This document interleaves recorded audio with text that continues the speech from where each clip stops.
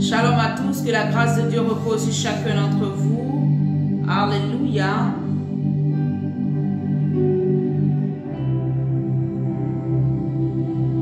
Oui, alléluia.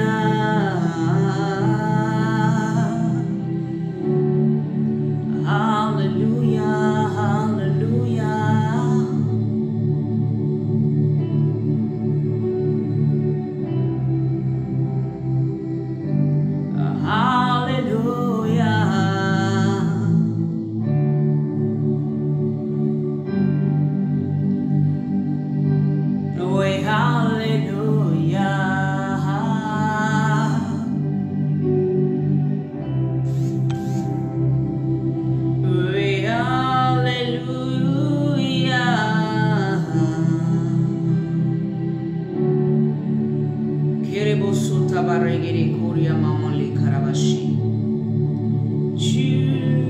Alléluia, nous glorifions ton nom, Seigneur. Gloria Makabaregere Kura Baba Santa Baregere.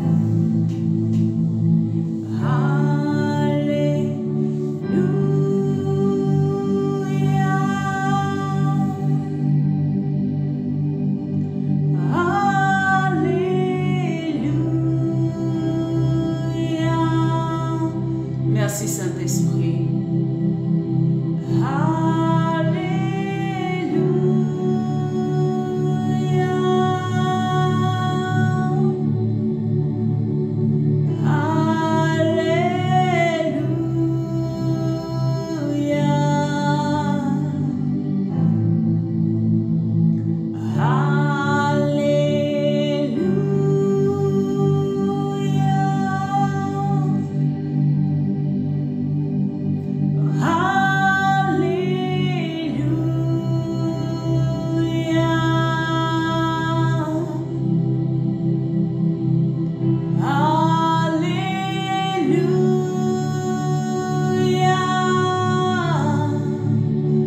Jésus, alléluia,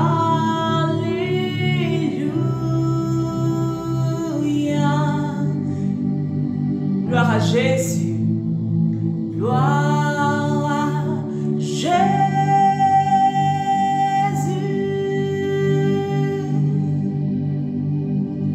gloire à Jésus. Tu es digne d'être élevé, Seigneur. Gloire à Jésus.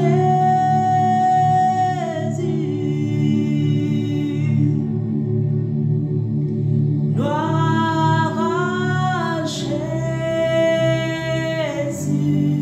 Honneur à Jésus, honneur à Jésus. Là où tu es, dis honneur. Honneur à Jésus. Honneur à Jésus.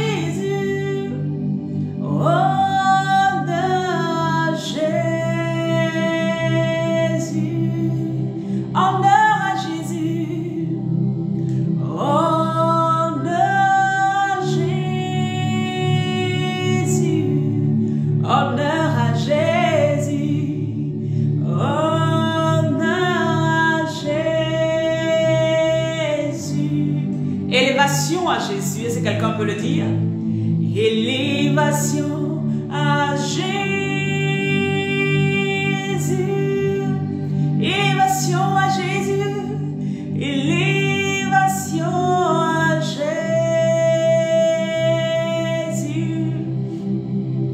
Élévation à Jésus.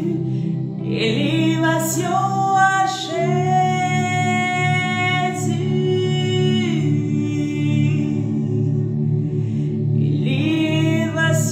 à Jésus. Est-ce qu'on peut dire encore honneur à Jésus? Honneur à Jésus.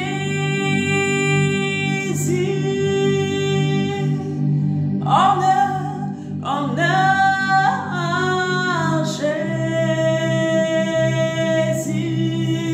Est-ce que tu peux donner tout honneur à Jésus?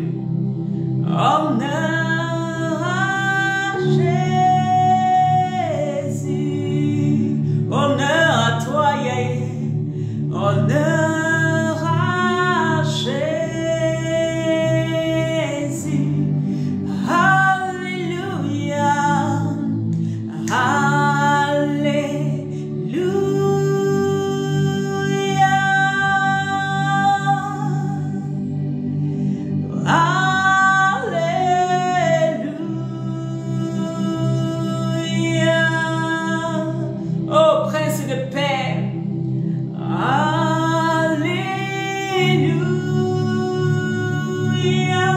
celui qui est assis à la droite de Dieu le Père. Alléluia. Alléluia. L'ancien des jours. Alléluia.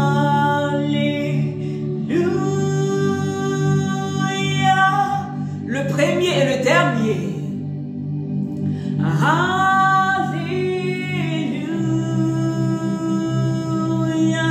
Le Saint des Saints, l'Alpha et l'Oméga. Alléluia.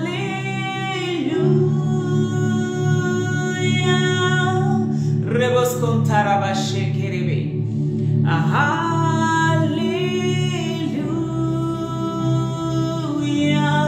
Précieux Saint-Esprit. Alléluia. Le Dieu puissant qui règne. Alléluia. Celui qui défend ma cause. Alléluia. Ton défenseur est là, bien-aimé. Il défend ta cause. Alléluia. Alléluia. Celui qui t'a guéri est là. Alléluia.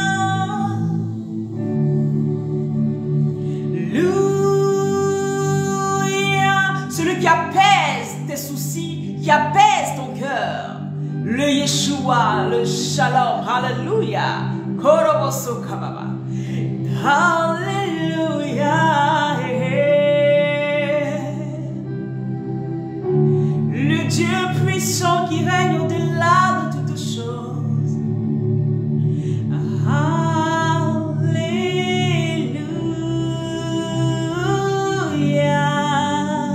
Seigneur, je vais te recommander ce moment. Prends le contrôle de toutes choses.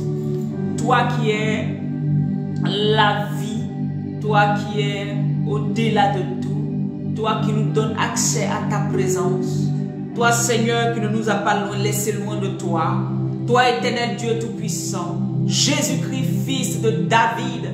Bartimée pouvait crier, fils de David, aie pitié de moi. Mais toi, dans ta présence, tu l'avais déjà localisé. Toi, tu savais déjà qu'un jour, Bartimée allait avoir besoin de toi. Et tu as tourné ta face vers Bartimée. Et tu l'as guéri de son aveuglement. Et tu as ouvert ses yeux, Seigneur. Et tu as été celui-là qui a été la réponse à Bartimée. Tu as été la réponse à Zachée. Tu as été la réponse à tous ceux qui avaient été rejetés. Tu as été la réponse, alléluia, à ma maladie, à mes manquements. Tu as été la réponse, alléluia, à plusieurs d'entre nous. Tu es la réponse.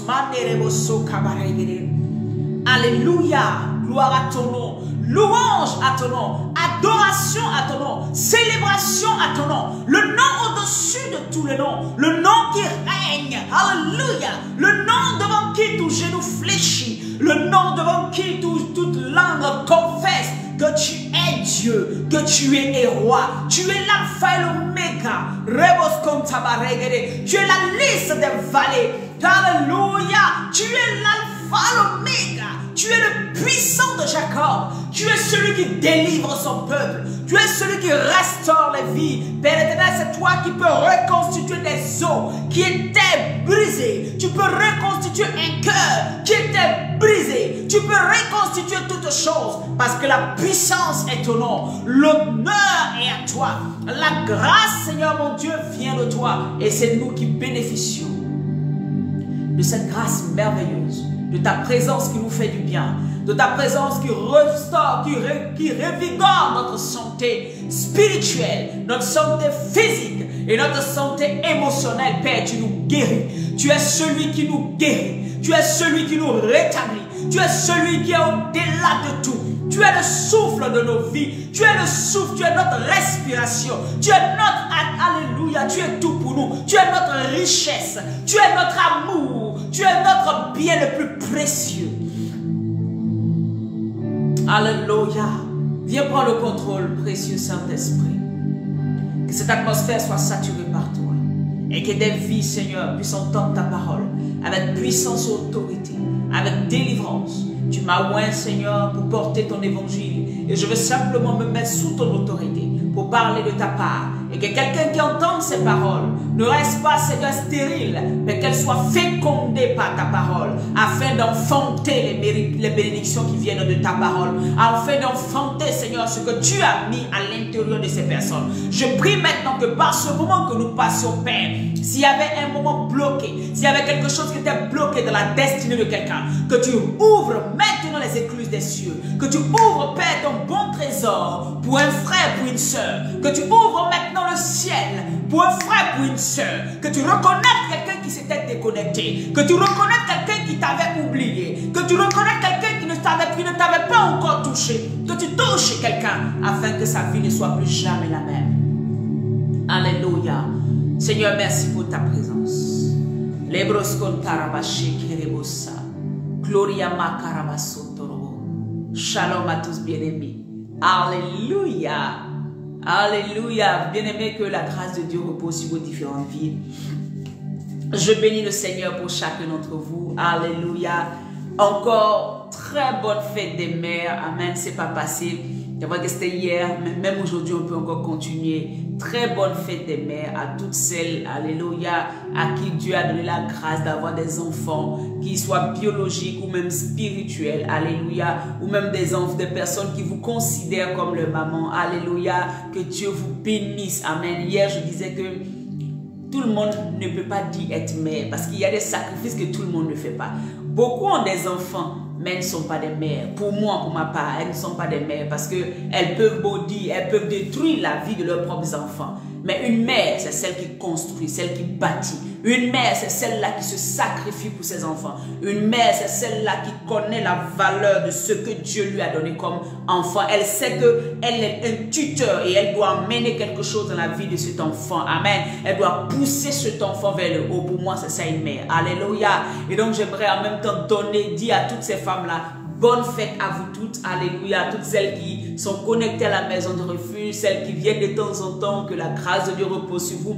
Je prie que vos enfants soient des sujets de joie pour vous. Je prie que la grâce et l'abondance soient dans vos maisons. Je prie que vos enfants et vous-même ne manquez de rien. Que le Seigneur stabilise vos maisons. Là où il y avait des tumultes, que le Seigneur stabilise vos maisons. Vous, ces femmes qui vous levez tôt, qui ne dormez pas. Il y en a parmi vous qui ont fait des années sans avoir de sieste à cause des enfants. Alléluia. Que Dieu vous bénisse au-delà de tout. Il y en a parmi vous qui travaillent d'arrache-pied juste pour que les enfants aient de quoi mettre sous la dent. Que le Seigneur se souvienne de vous et que le Seigneur vous suive vos larmes avec la réussite de vos enfants. Amen. Avec la réussite de vos enfants. Mais sachez que la première réussite d'un enfant, c'est quand il a rencontré véritablement le Seigneur.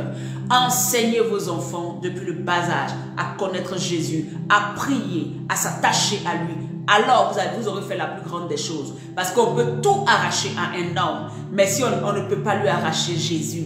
Tu peux m'arracher ce que tu veux, mais tu ne m'arracheras pas mon salut, tu ne m'arracheras pas Jésus, tu ne m'arracheras pas la vie éternelle. Alors donnez Christ à vos enfants. C'est la première des choses. Vous travaillez dur pour eux, c'est vrai, mais ne vous restez pas seulement à travailler à leur donner des habits, à manger. Non, donnez-leur la vérité de la parole. Donnez-leur Jésus-Christ, donnez-leur le Saint-Esprit, impactez leur vie. Alléluia. Et ces enfants-là, un jour, vous serez reconnaissants. Parce que devant certaines situations, l'argent ne peut pas régler. Devant certaines situations, les connaissances ne peuvent pas régler. Il y a des situations devant lesquelles il n'y a que le nom de Jésus qui est capable de tout transformer. Donnez-leur Jésus à vos enfants. Donnez Jésus à tous ceux qui vous considèrent comme des mamans. Donnez Jésus à tous ceux qui sont autour de vous. Alléluia. C'est ce que j'aimerais vous dire ce matin. Que la grâce de Dieu repose sur vous, que le Seigneur étende sa main sur vous, alléluia, et que la main de Dieu ne s'éloigne jamais de vous, de vos enfants, de vos maisons, de vos conjoints, alléluia. Et s'il y avait des mères célibataires, je prie que Dieu vous emmène l'homme de vos destinées, afin que vous puissiez ensemble bâtir et construire, éduquer ces enfants-là, pour aller, amen, de gloire en gloire. Je prie pour celles qui ne sont pas aussi mariées, qui n'ont pas aussi d'enfants, que le Seigneur vous fasse grâce, alléluia. Il est le Dieu de toute grâce, alléluia, alléluia. Il est tellement merveilleux. Fais seulement, donne ta confiance en l'Éternel et tu verras, il va agir. On a vu des cas désespérés. Nous encore, nos cas ne sont pas désespérés. Ton cas n'est pas désespéré. On a vu des cas où on se disait que c'était désespéré, c'était fini. Dieu a agi. Ce n'est pas pour toi qu'il ne peut pas faire, ma soeur. Il peut le faire. Ce n'est pas pour toi qu'il ne peut pas faire, mon frère. Il peut le faire. Que Dieu se souvienne de chacun d'entre nous au nom puissant de Jésus. Je le relâche dans vos vies. Et tout le monde dit Amen. Alléluia. Gloire à Jésus. Alors, bien aimé, que le Seigneur vous bénisse. Nous allons passer un temps, amen, dans la parole. Alléluia, dans la parole. Et le thème que le Seigneur m'a amené à vouloir développer, le Saint-Esprit m'a donné pour que je puisse le développer, c'est dans ces temps qui viennent. Je ne sais pas combien de jours nous allons faire sur ce thème. Alléluia, je ne sais pas. Mais le Seigneur veut nous envoyer quelque part. Et le thème, c'est Fils. Quelles sont tes armes pour combattre efficacement? Fils. J'ai dit fils tout simplement parce que même si on est 1000 femmes, qu'il y a un seul homme, on devient il. Alléluia, c'est lui qui prime. Donc, quand je dis fils, sans toi concerné, c'est fils, c'est fils. Alléluia. Donc, fils, c'est une question que le Seigneur est en train de te poser. Fils, quelles sont tes armes pour combattre efficacement? Ça veut dire qu'on peut avoir des armes, mais qui ne vont pas nous emmener à la victoire. Ça veut dire qu'on peut avoir des armes. Alléluia. Ou bien même ne même pas avoir des armes. Quelles sont tes armes? Ça peut aussi dire que quelqu'un peut penser qu'il va avoir une victoire ou bien il va pouvoir gagner quelque chose, mais il n'a aucune arme. Tout ça, c'est pendant ce moment-là que le Seigneur va véritablement nous enseigner là-dessus. J'aimerais que tu sois connecté pour suivre toute la série. Ne coupe pas. Alléluia. Suis toute la série et ça va te permettre, c'est vrai que tu as déjà entendu, vous savez, notre Dieu, il est pédagogue, hein? Il enseigne tous les jours. Donc, ça va te permettre de ce que tu avais oublié, de te le rappeler. Et ce que tu ne faisais pas bien, de le faire mieux. Alléluia. Et ce que tu n'avais jamais entendu, de pouvoir ajouter à ta connaissance pour pouvoir aller encore loin avec le Seigneur. Parce que l'objectif de ce thème, de ce temps d'enseignement, c'est véritablement de combattre efficacement. Et quand on combat efficacement, le résultat, c'est de pouvoir gagner tous les combats qui se présenteront à nous en tant que fils de Dieu. Amen. En tant que fils de Dieu. Donc le thème c'est fils. Quelles sont tes armes pour combattre efficacement? Alléluia. Donc la première question qu'on va se demander, quelles sont les armes de Dieu? Quelles sont les armes du chrétien? Quelles sont les armes du fils? Amen. Parce que quand on parle de fils, j'ai déjà enseigné sur le fait qu'il y a des fils, mais il y a aussi, amen, des enfants. Ça, on avait déjà enseigné là-dessus. Et là, je ne parle pas d'enfants, parce qu'à un enfant, on ne donne pas une âme. À un enfant, l'enfant n'a pas besoin d'âme. Alléluia. Mais le fils a besoin d'âme. Parce que le fils sait qui il est. Le fils connaît son identité. Le fils sait qu'il a à défendre son royaume. Le fils sait que son père compte sur lui par rapport à une situation bien donnée. Est-ce que vous me comprenez? Et donc, une âme, on ne peut pas le donner à un enfant. Qui parmi vous va donner une pierre à la place du pain à son enfant? Ce n'est pas possible.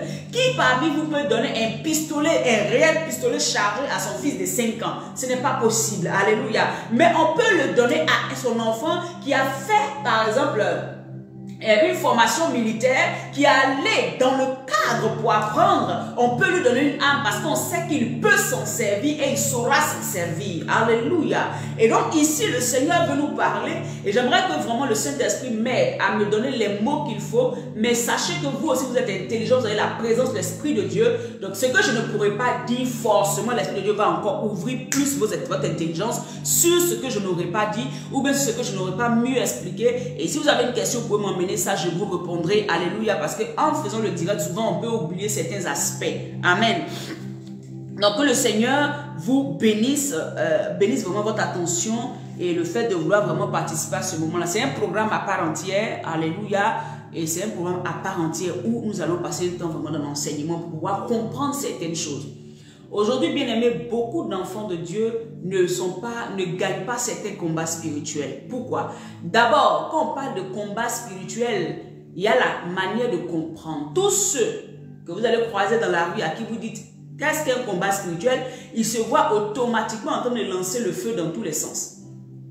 Alléluia. Quand on dit le combat spirituel, c'est quoi? Ils se voient automatiquement dans une maison en train de dire au nom de Jésus, vous êtes vaincus, au nom de Jésus, le feu, le feu, le feu, le feu. C'est ça pour eux dans leur tête, le combat spirituel. Amen. Et le Seigneur m'envoie parler de ça parce que si nous disons fils, si nous disons enfants de Dieu, nous avons besoin d'avoir des armes. Nous avons besoin de savoir comment ça fonctionne. On ne peut pas rentrer dans quelque chose comme ça parce que beaucoup ont été éduqués de la sorte spirituellement.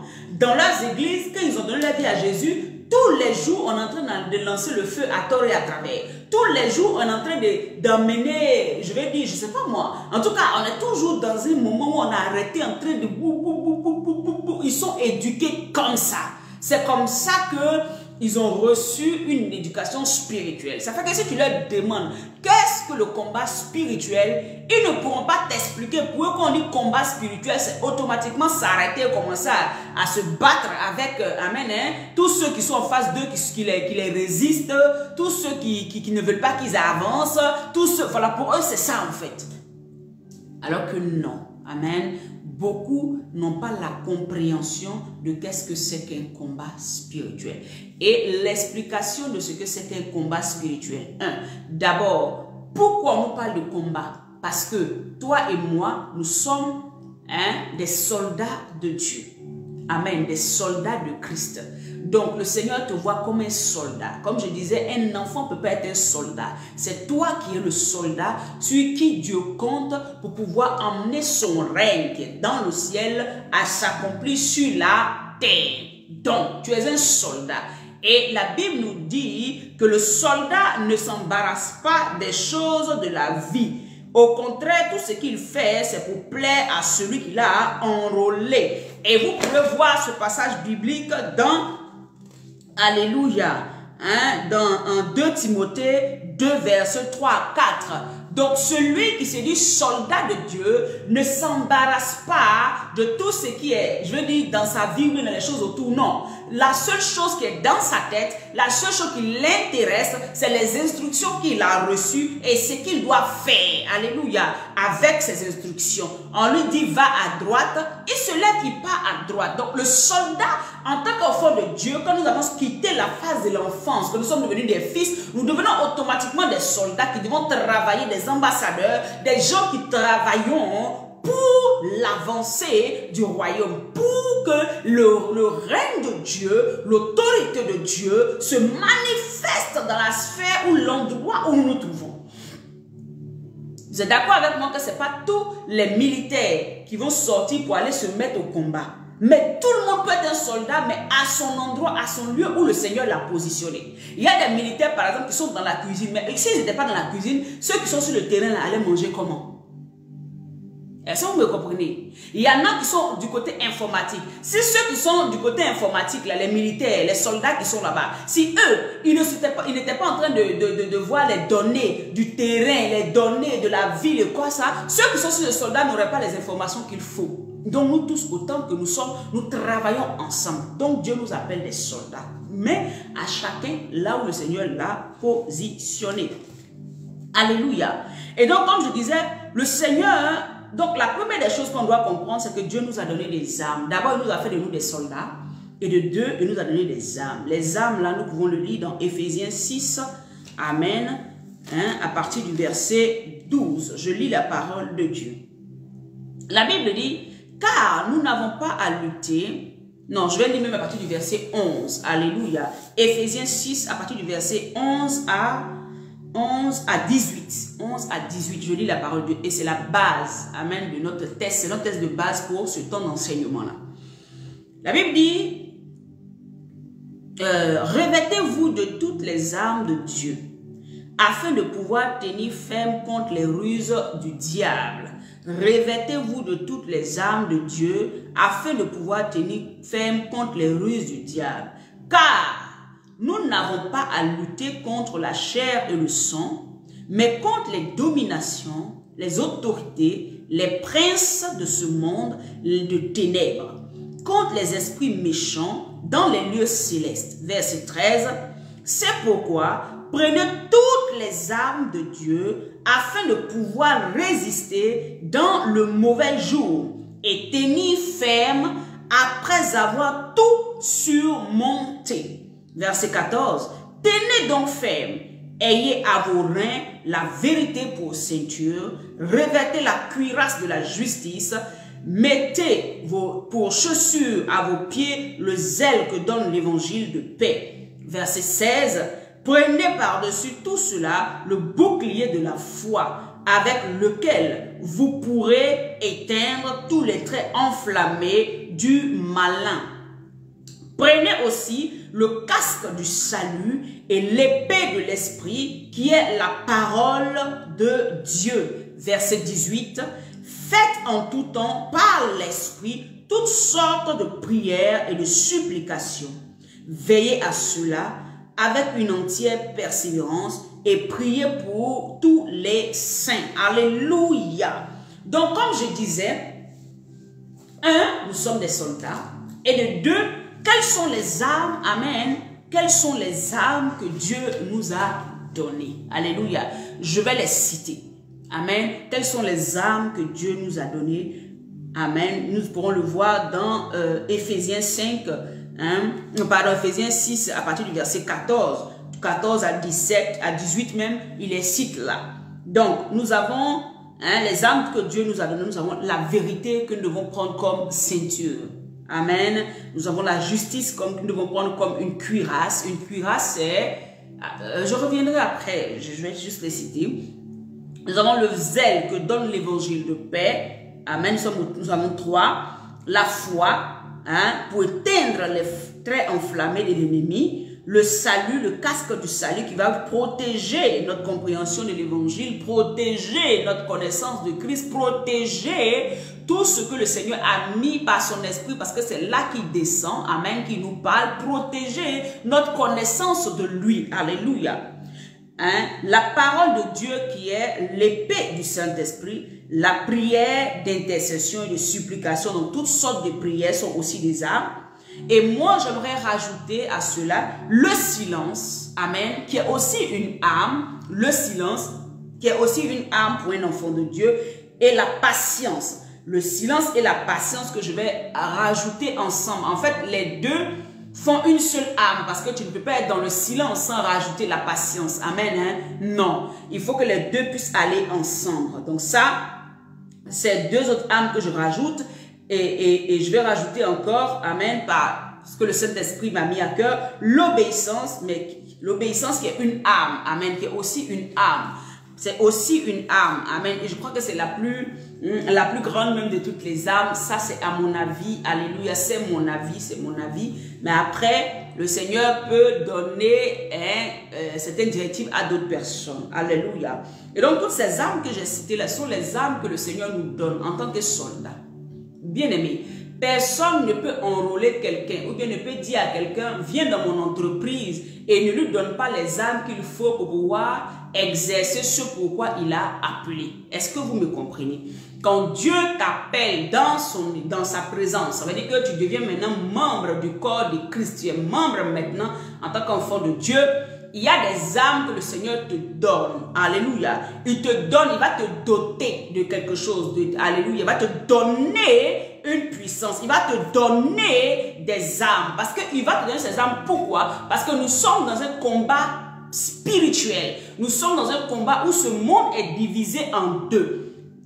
Il y a le monde des ténèbres et il y a le monde de Dieu. Il y a le Saint-Esprit. Il y a le royaume de Dieu et il y a le royaume des ténèbres. Alors, quand tu acceptes le Seigneur, automatiquement tu es dans le royaume de Dieu. Mais le royaume de Dieu dans lequel tu te trouves, il y a des armes qu'il faut utiliser et des armes qu'il ne faut pas utiliser. Appartenant à ce royaume-là, nous avons des armes que le Seigneur nous a données. Et c'est cela qui a été révélé à l'apôtre Paul. Amen. Pour dire que la première des choses, c'était la vérité, la justice, le zèle, la foi, le salut, la parole de Dieu qui est une épée, la prière d'intercession. Et comme je disais, j'ai rajouté le silence, la patience et l'obéissance. Donc, ce sont des armes que chacun d'entre nous doit apprendre à d'abord connaître et manifester. Parce que c'est ces armes-là qui vont nous permettre de faire quoi? Puisque les armes qui nous sont données sont pour un but bien précis. La Bible dit au verset 13, il dit, c'est pourquoi prenez toutes les armes de Dieu afin de pouvoir faire quoi?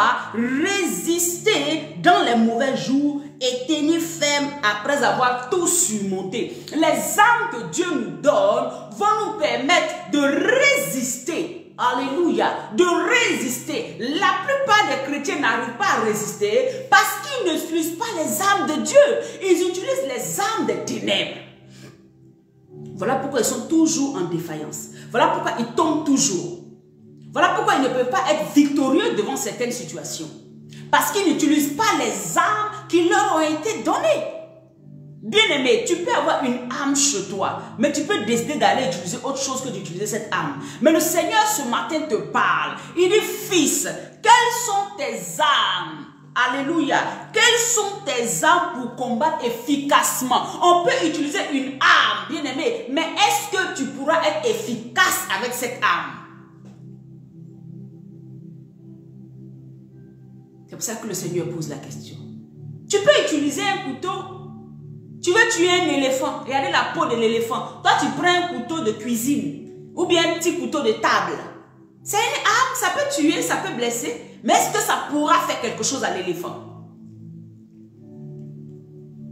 Est-ce que tu pourras faire quelque chose? Parce que regardez, voici la taille du couteau. Qu'est-ce que tu vas faire avec ce couteau? Vous voyez? Tu peux l'utiliser, vouloir te défendre avec. Mais est-ce que tu penses que celui qui est en face de toi, là, cette arme-là pourrait être celle qui va peut-être le faire tomber? Non. C'est pour ça qu'il faut connaître les armes et accepter de les utiliser. La plupart des chrétiens ne veulent pas utiliser les armes de Dieu. On dit utiliser les armes de Dieu. Et 2 fois cela est référé, on nous réfère de ça. Revêtez-vous de toutes les armes de Dieu. On dit toutes. Ça veut dire qu'il ne faut pas prendre une seule arme et puis laisser l'autre.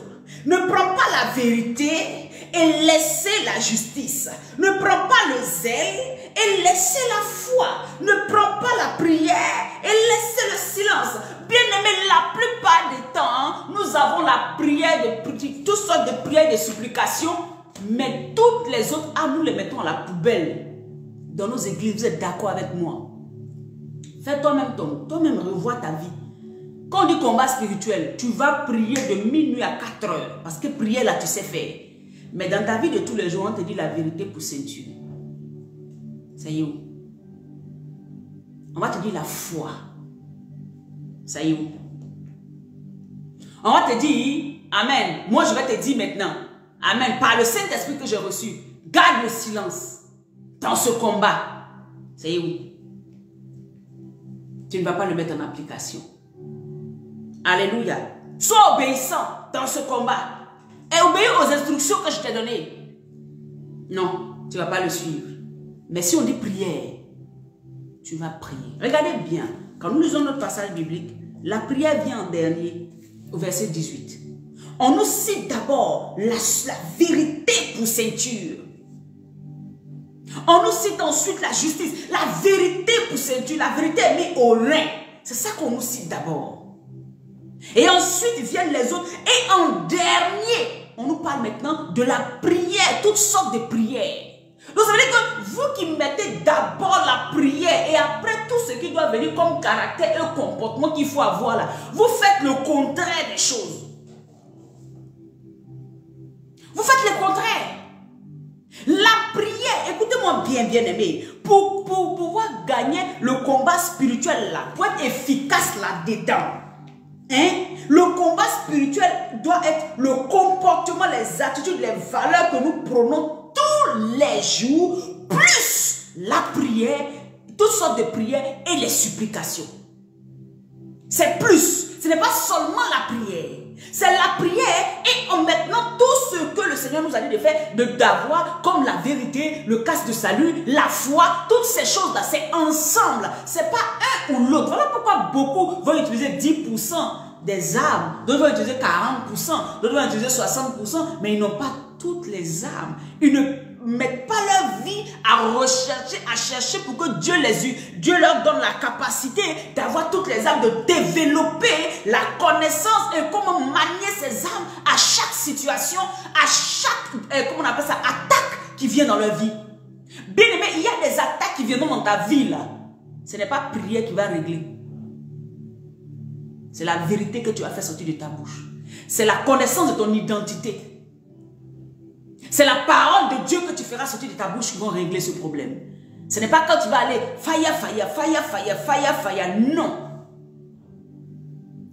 Amen. C'est pour ça que toutes ces âmes-là, vous devez vous revêtir de toutes ces âmes. Ne pas avoir qu'une seule âme. Moi, quand j'ai pris net là, c'est bon. Oui, tu pries, c'est bon. Mais et après, est-ce que tu as la vérité pour ceinture? Est-ce que ton salut là, tu l'as tellement travaillé que tu es sûr que où tu es là, tu es sûr de ton salut? Le salut, c'est la victoire en Christ, la victoire que Christ nous a accordée. Est-ce que tu crois tellement en cette victoire-là qu'elle est devenue tienne? Alléluia. C'est de ça qu'il s'agit. Et le Seigneur veut nous parler. Alléluia. Il veut nous parler. Le Seigneur est en train de nous parler par rapport à ça. Donc comme je disais, le soldat doit connaître les armes. Il doit les connaître et les maîtriser afin de les utiliser pour aller en guerre. Et toutes ces armes-là, tu dois les connaître. Tu dois les maîtriser. Maîtriser, c'est quoi? C'est à pouvoir les appliquer dans ta vie tous les jours. Étudier ça, travailler ça. Quand on te parle de la vérité pour ceinture, c'est un travail de tous les jours. Tu ne peux pas être tous les jours là et puis tu connais toute la vérité ou bien tu maîtrises ou bien tu crois en toute la vérité que qui Christ est. Parce qu'on parle de vérité, je vais expliquer ça demain, la vérité, pas aujourd'hui.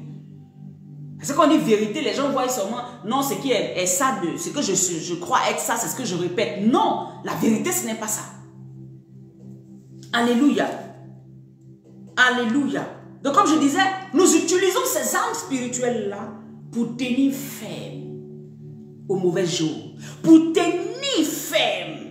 Pour résister dans le mauvais jour. Mais pour rester dans le mauvais jour, il faut que tu aies eu toute ta vie en train d'apprendre à utiliser ces armes. Pour que le jour que le mauvais jour arrive, tu sois assez fort. Tu aies toutes les capacités qu'il faut pour résister ce jour-là. Si tu n'as pas appris hier, amen, pendant toute ta vie que tu marches, tu n'as pas appris à travailler sur toi, à travailler ton caractère, à regarder ce qu'il faut que tu changes, ce qu'il faut que tu rajoutes dans la vérité de Christ, ton identité en Christ, à retravailler pour savoir qui tu es, comment Dieu, la croix, amen, qu'est-ce que cette croix t'a rapporté, toutes ces choses-là, à les imprégner en toi jusqu'à ce qu'elles soient une vérité absolue. Et que devant les œuvres des ténèbres, tu puisses maintenant ouvrir la bouche avec la parole d'autorité et déclarer pour que ces choses arrivent. Bien-aimé, comme tu n'as pas pris le temps de pouvoir travailler cette vérité en toi, pendant le jour où le mauvais jour va arriver, tu n'auras pas assez de force. Tu ne pourras pas vaincre. La situation risque de t'engloutir. Alléluia. Alléluia. Bien-aimé, y a-t-il d'autres âmes qui ne sont pas de Dieu? Parce qu'on dit, revêtez-vous des âmes de Dieu. Y a-t-il d'autres âmes qui ne sont pas de Dieu? Dans le livre dans Colossiens 3, si il y a d'autres âmes qui ne viennent pas de Dieu. Il y a des gens devant certaines situations qui réagissent différemment, qui réagissent comme, voilà les gens du monde, les gens de l'autre côté, des ténèbres. Quelles sont les âmes qui ne viennent pas de Dieu? Le Seigneur m'a envoyé apprendre dans le livre de Colossiens 3, amen, verset 6. Il dit, c'est à cause de ces choses que la colère de Dieu vient sur les fils de la rébellion. Tous ceux qui ne sont pas à Dieu, qui ne sont pas dans le royaume de Dieu, sont les fils de la rébellion parce qu'ils n'agissent pas comme Dieu. Amen. Ils n'utilisent pas ce que Dieu leur donne. Verset 7. C'est ainsi que vous marchiez autrefois lorsque vous viviez dans ces péchés. Verset 8. Même maintenant, renoncez à toutes ces choses, à la colère. Est-ce que vous me comprenez? La colère est une arme que beaucoup utilisent. C'est la colère qui envoie certaines personnes à prendre quelque chose et puis tuer leurs frères. Parce qu'ils sont tellement en colère. Ils ont laissé la colère prendre un niveau dans leur vie qui ne peuvent plus se calmer quand elle est là. C'est ça la vérité. La Bible dit, ne laissez pas ces choses à renoncer à la colère, à l'animosité. Voici des armes. Les gens ils ont de l'animosité en eux. Quand ils te parlent même, ils te parlent avec une telle méchanceté. Renoncer à ces choses. Ce sont les armes du diable. C'est le diable qui utilise l'animosité pour détruire quelqu'un. C'est le diable qui utilise la colère pour détruire quelqu'un. Parce que c'est parce que tu peux être en colère que tu peux aller manigancer pour pouvoir faire tomber quelqu'un. Vous voyez? Ça sont les armes de l'ennemi. Parce que la Bible dit, revêtez-vous des armes de Dieu. Donc, il y a des armes de l'ennemi. Il faut que je les cite. Pour que tu fasses attention. La colère ne vient pas de Dieu. L'animosité ne vient pas de Dieu. Alléluia. La méchanceté ne vient pas de Dieu. La méchanceté gratuite ne vient pas de Dieu. Alléluia. La calomnie ne vient pas de Dieu. Les paroles équivoques ne viennent pas de Dieu. Aller raconter passé, si ça ne vient pas de Dieu. Toutes ces choses que nous faisons tous les jours nous emmènent loin de la présence de Dieu parce que nous ne travaillons pas pour Dieu, nous ne nous revêtons pas des armes de Dieu, mais nous prenons plutôt les armes du diable tous les jours en tant que chrétiens. Ça sont les armes du diable. Ça, ce sont les armes de l'ennemi.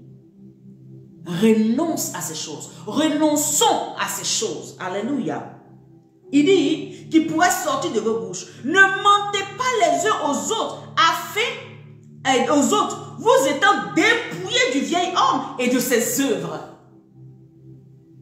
Comme je disais, ça, ce sont les armes de l'ennemi. Mais au nom de Jésus, je sais que tu n'es pas comme ça. Au nom de Jésus, je sais que même si tu avais commencé, tu as enlevé cela en toi. Dans le nom de Jésus. Parce que ça va te perdre. Ce ne sont pas des armes à utiliser dans le royaume de Dieu. Il y a des gens aujourd'hui, on entend que des pasteurs qui empoisonnent leurs autres frères. C'est la jalousie. Ce sont les armes du diable. Il faut que leurs frères meurent. Ils empoisonnent d'autres frères. Ils empoisonnent d'autres pasteurs.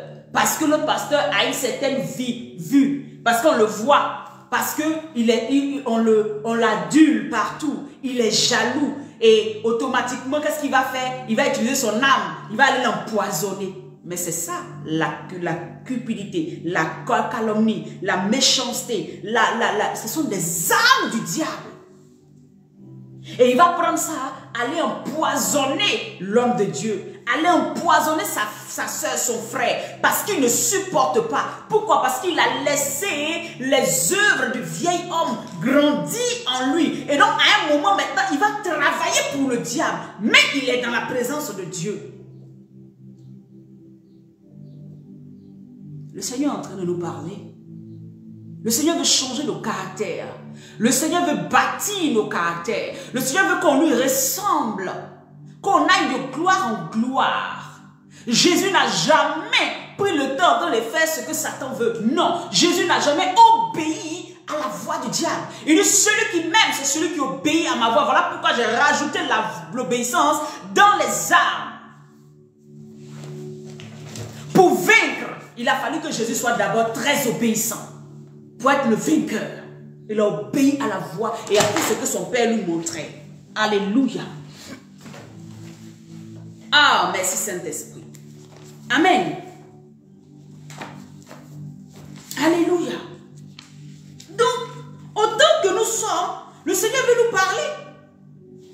Fils. Fils. Le Seigneur te parle. Fille.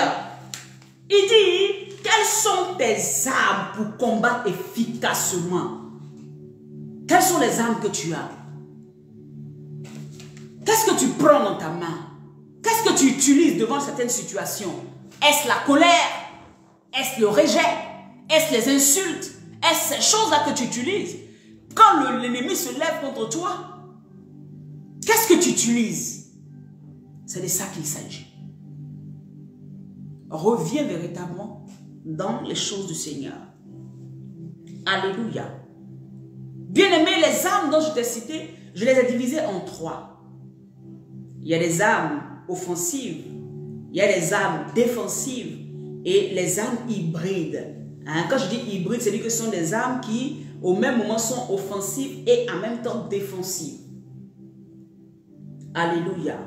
Et donc, les armes offensives, hein, que j'ai pu citer ici, j'ai trouvé une seule arme qui est offensive. Amen. Non, 2 armes offensives, pardon.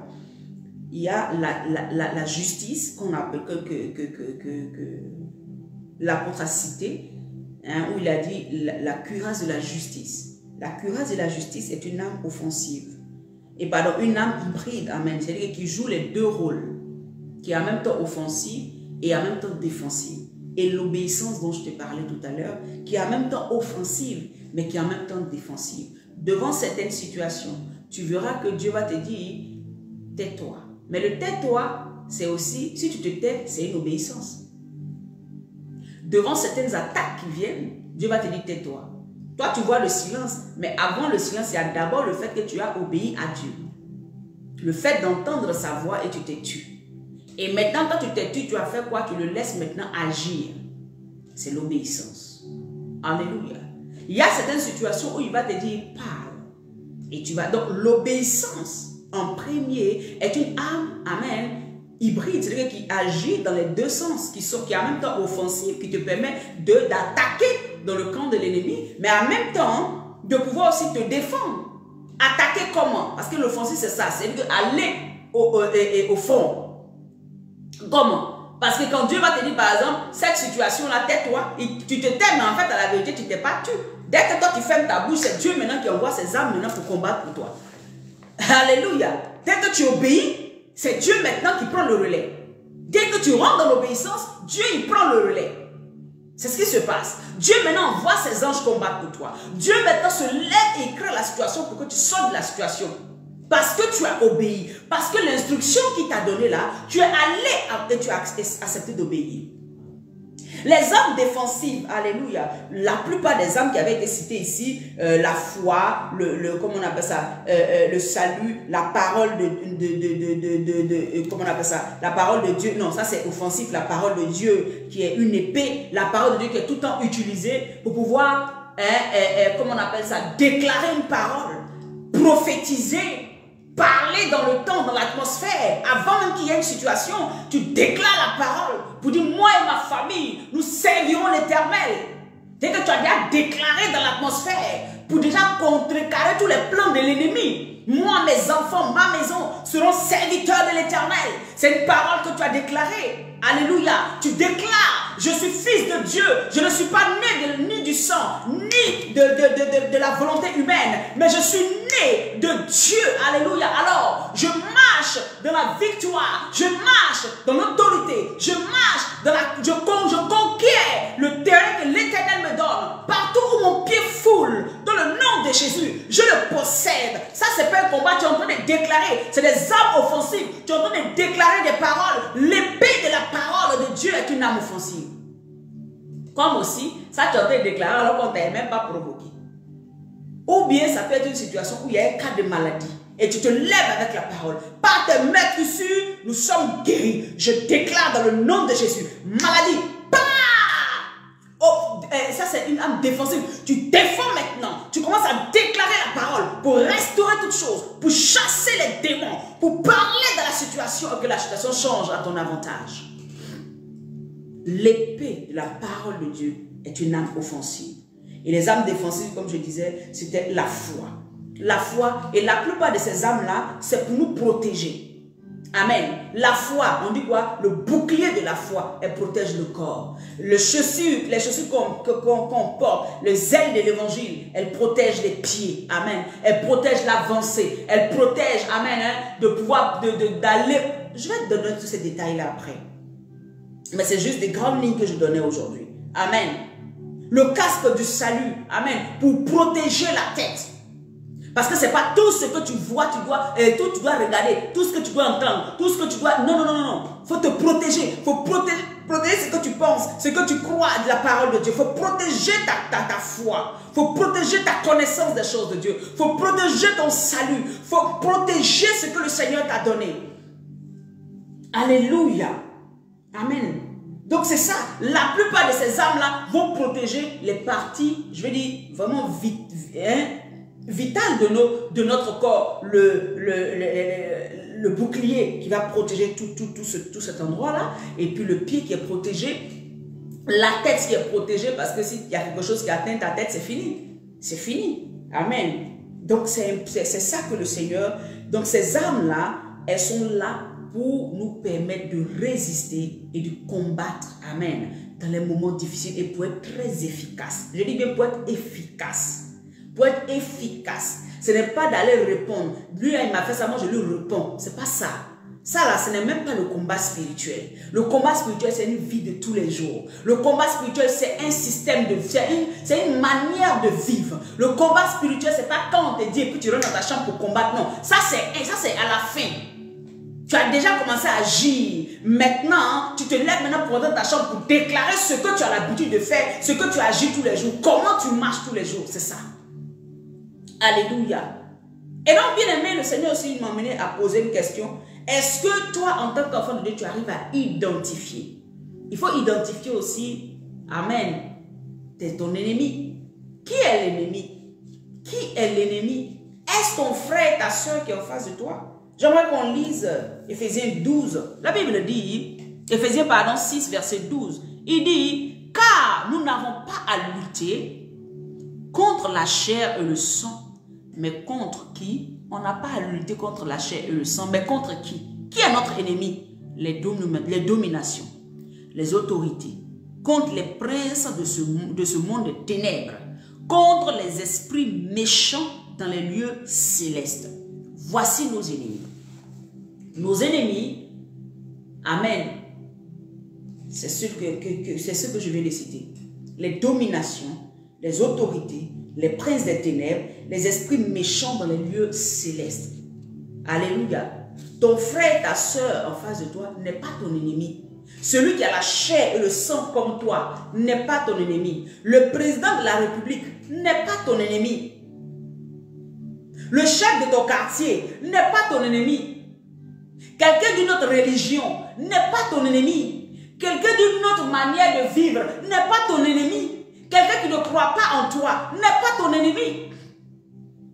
Ton ennemi, après avoir compris que tu es un soldat, 1, 2, ayant reçu toutes les armes dont tu as besoin, 3, 4, sachant comment maintenant les utiliser là, qui est ton ennemi? C'est les grandes lignes, hein, avant que je ne redescende maintenant pour repartir doucement pour qu'on monte. Qui est ton ennemi? Le soldat doit connaître son ennemi. Ton ennemi, ce n'est pas... Non, ton ennemi, il est spirituel. Ton ennemi, ce sont les dominations. Ton ennemi, alléluia, ce sont les autorités. Les autorités, ce n'est pas l'autorité que tu connais là, non. Ce sont des esprits territoriaux qui emmènent des pensées, qui emmènent des manières de fonctionner dans un peuple, dans une famille, dans une personne, qui injectent des mauvaises pensées qui viennent des ténèbres. C'est eux tes ennemis.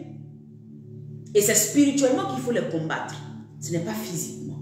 Donc même si quelqu'un se prête à leur jeu, ce n'est pas la personne physique qui est ton ennemi, mais c'est l'esprit qui l'utilise derrière qui est ton ennemi.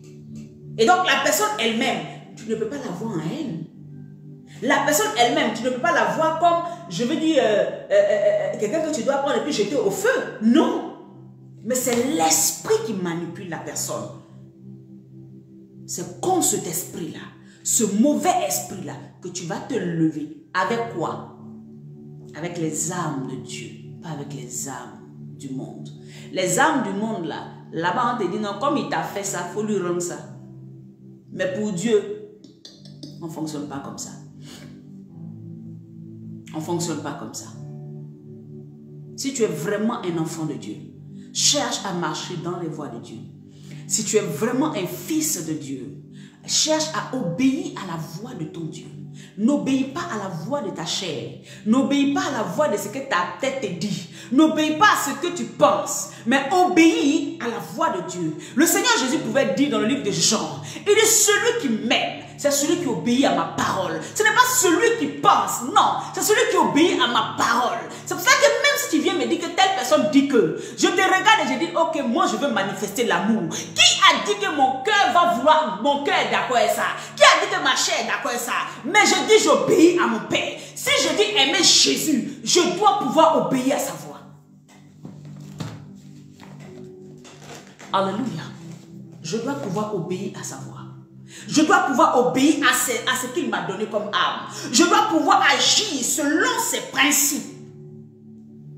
Si je commence à agir selon mes principes, selon les principes qui plaisent à ma chair, je n'obéis pas à Dieu. Et dès lors, je ne suis plus agréable à Dieu. Dès lors, je suis déjà vaincu dans tous les combats.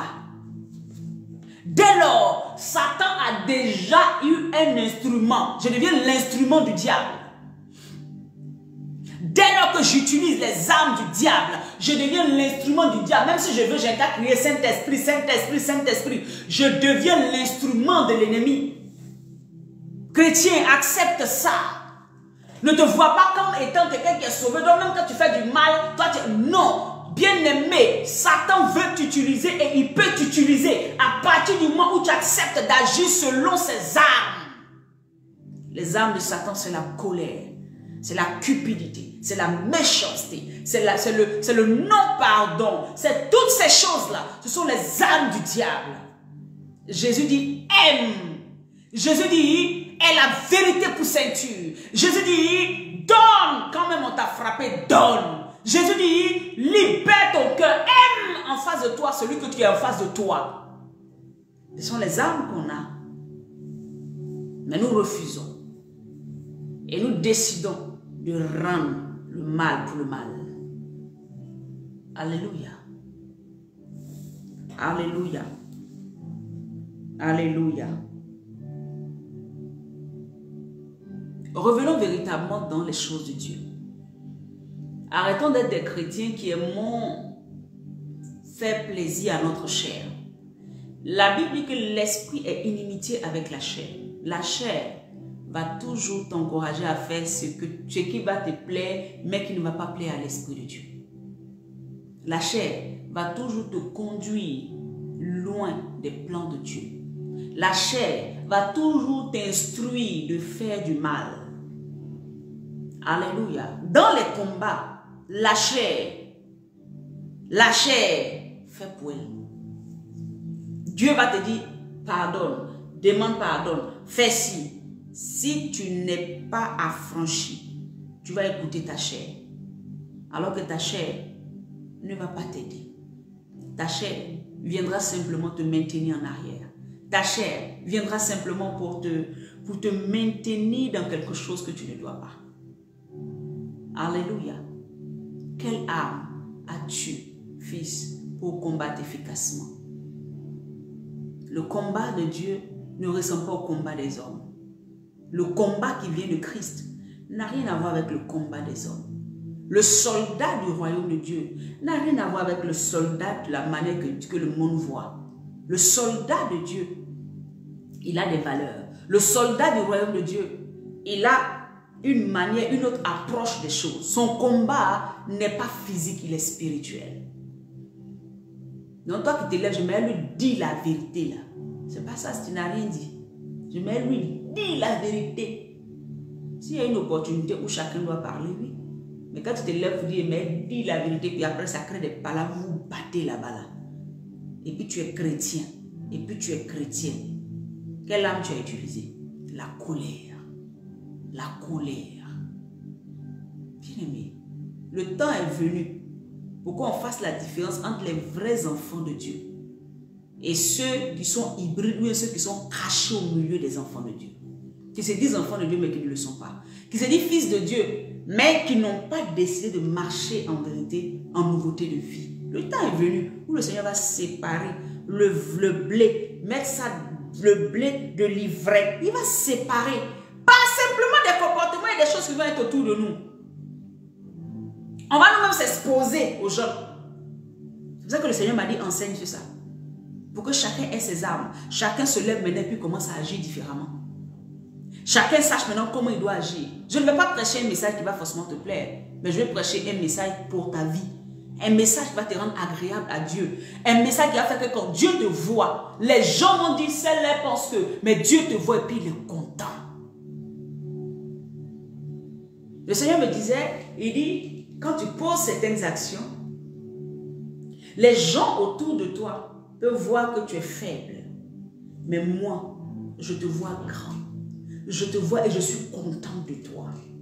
Jésus, quand il a décidé d'aller à la croix de Golgotha, sur ça, je vais m'arrêter. Même Pierre lui a dit, mais comment ça?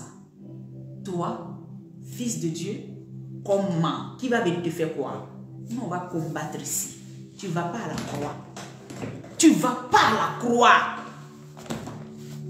Tu n'iras pas à la croix. Quoi? La croix, c'est une humiliation. La croix. Mais on va te voir comme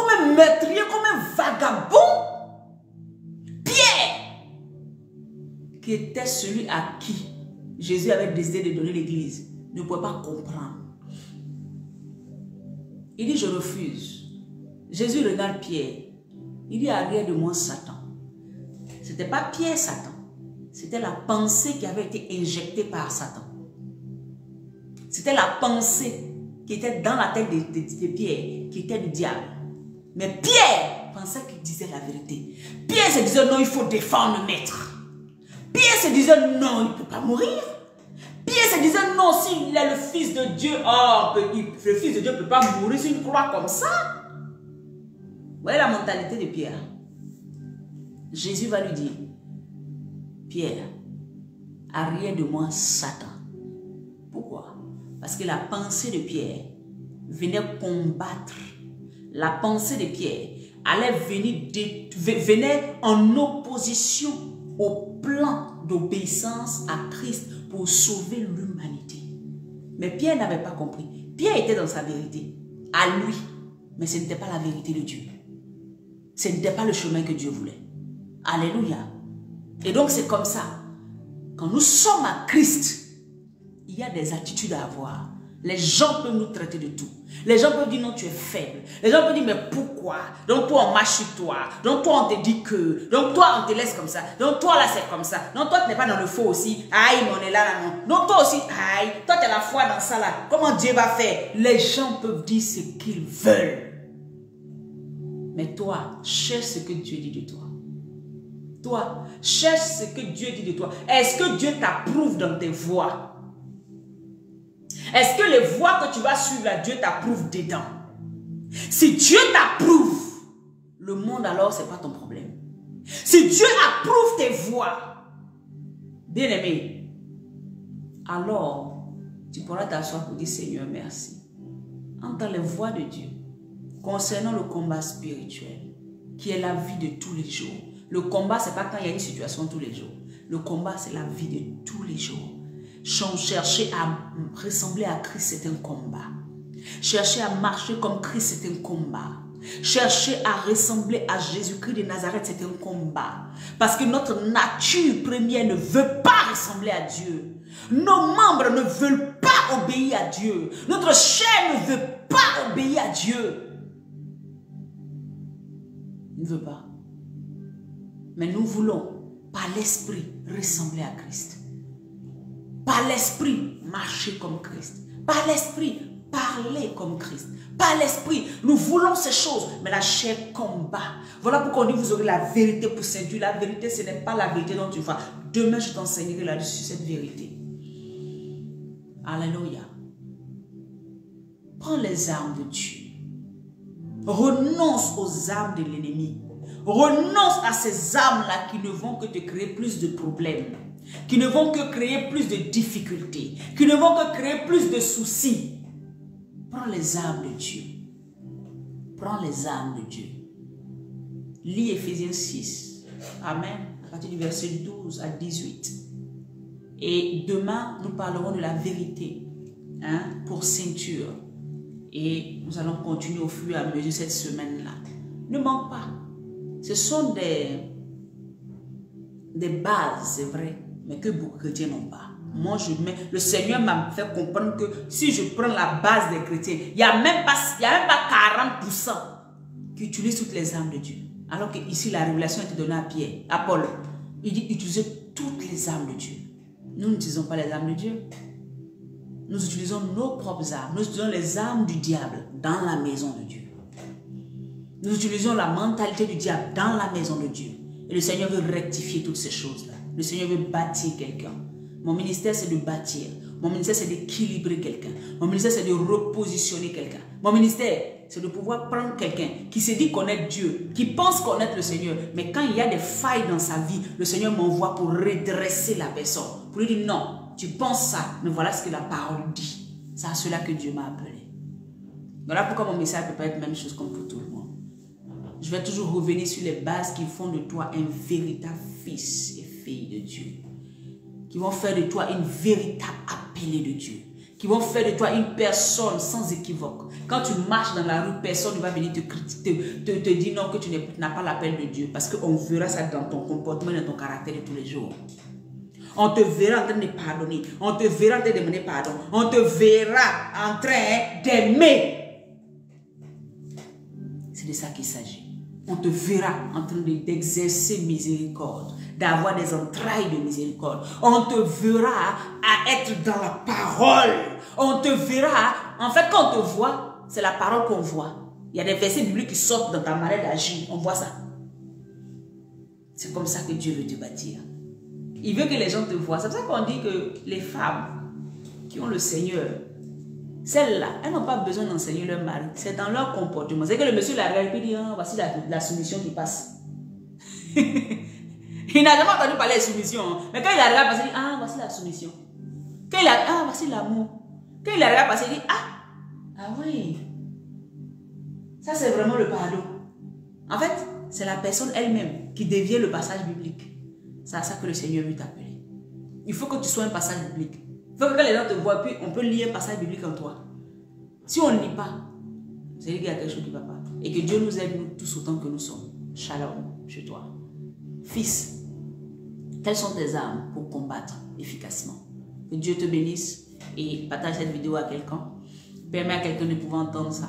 Seigneur, je prie maintenant, dans le nom de Jésus, que là où mon frère, ma soeur est, si éternel mon Dieu, ces personnes, ces frères, ces soeurs, avaient éternel mon Dieu baissé d'un cran, c'était mon Dieu laissé utiliser par l'ennemi, c'était laissé utiliser par éternel dans toutes sortes de conflits, de choses qui ne glorifient pas ton nom, tout combat, éternel mon Dieu, mais en utilisant les armes de l'ennemi, je prie ce midi que tu les délivres, que tu leur montres ça devant leurs yeux, qu'ils sachent qu'ils ont utilisé les armes de l'ennemi et que, Père éternel, ils se répandent et qu'ils reviennent à toi pour dire, papa, toi qui as les paroles de la vie, toi qui connais la vérité, toi qui sais toutes choses, enseigne-moi pour que je te ressemble davantage. Éduque-moi pour que je te ressemble davantage et que je puisse aller encore de gloire en gloire avec toi. Merci Seigneur, équipe-moi, donne-moi toutes tes armes pour que je puisse aller encore et éternel mon Dieu puisse gagner les combats que l'ennemi aura relevés et aura envoyés dans ma vie, les combats que les œuvres des ténèbres, que les dominations, que les autorités, que les esprits méchants auront dressé au devant de ma vie, au devant de mon foyer, au devant de mon ministère, au devant de ma destinée, Père. Que Père éternel, je puisse gagner ces combats par les armes que tu m'as données, auxquelles je crois. Je sais que Père, si j'ai la ceinture de vérité, rien ne pourra me résister. Je sais que Père, si je porte le casque du salut, les chaussures du zèle, que j'ai le bouclier de la foi, Seigneur, je sais que toutes ces choses en moi, manifestées en moi, font de moi une guerrière. Fais de moi une soldat qui va gagner les combats jusqu'à ce que tu reviennes. Dans le nom puissant de Jésus-Christ, tu pourras m'utiliser alors comme un vase d'honneur. Tu pourras m'utiliser alors comme un vase, alléluia, que tu pourras utiliser pour bénir des vies. Gloire à toi, Jésus. Bien-aimé, si quelqu'un accepte de prendre toutes les armes de Dieu et agit selon elles, il sera un vase d'honneur. Il sera un vase d'honneur. Parce que quand Dieu va te regarder, il va comprendre que tu fais tout pour lui ressembler. Il pourra t'utiliser pour la vie de d'autres personnes. Sois béni. Shalom chez toi. Que le Seigneur te bénisse. Nous nous retrouverons demain, par la grâce de Dieu, à midi.